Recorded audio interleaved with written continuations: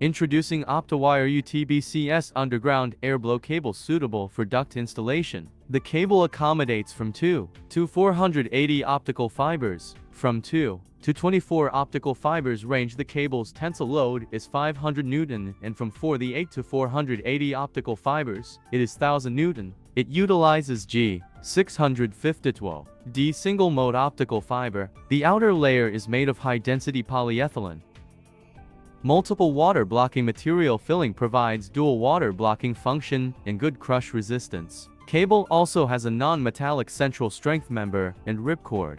For UTBCS, operation temperature ranges from -30°C to 60°C, and the recommended installation temperature spans from -30°C to 60°C. Transport temperature ranges from -20°C to 60°C. Air blowing cable installation involves using compressed air to install the cable into pre-installed ducts or microducts. This method is particularly useful in scenarios where traditional cable pulling methods are impractical or where high-speed deployment is required. Air blowing allows for rapid deployment of microfiber optic cables, significantly reducing installation time compared to traditional methods.